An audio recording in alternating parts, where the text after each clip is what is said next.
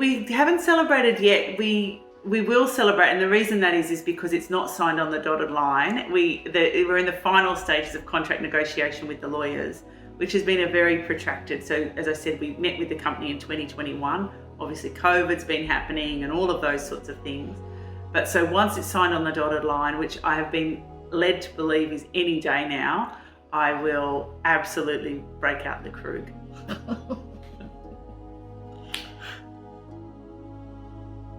My name is Victoria Cogger. I'm a professor at Sydney University in the Faculty of Medicine and Health. I'm the Associate Dean for Research Education, as well as running a research group at ANZAC Research Institute at Concord Hospital, where we look at nanomedicines. The project that we're in the process of commercialising at the moment, it's a nanotechnology platform that allows us to conjugate peptides and other small molecules to the nanotechnology platform so that they can be orally ingested.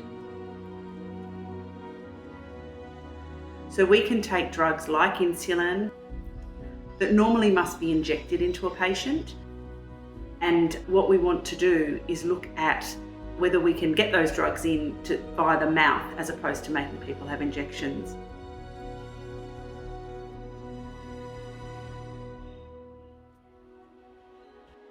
I was at a conference watching a colleague and collaborator of ours present their data on a particular cadmium nanoparticle that they were using to track things to the liver.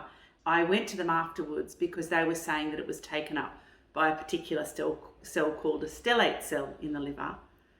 And I said to Mike, who was the collaborator, Mike Roberts, I said to him, they're not going to the stellate cells, Mike, they're going to the liver sinusoidal cells. And he said, they're not, they're going to stellate cells. So he and I had quite a robust discussion. And I said, you send me some tissue and I'll prove to you they're not going to the stellate cells. And from that, the project was born. But he was using cadmium, which is fantastic for imaging, but is incredibly toxic. And so we then started to work with some nanochemists and developed silver particles that are not toxic. And then the project has evolved from there.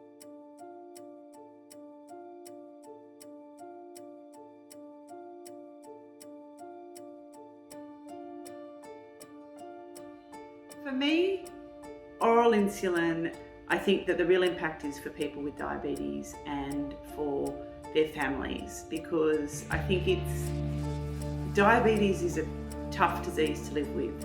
And I think that, sorry, I didn't mean to get emotional. It's really weird. I have a son that has diabetes, but what's really interesting is that he was diagnosed after we had developed oral insulin. So I now live with diabetes, or my son lives with diabetes, but I live as a carer of someone with diabetes. And I think that a lot of people assume that for diabetes you just take your insulin and it's all okay.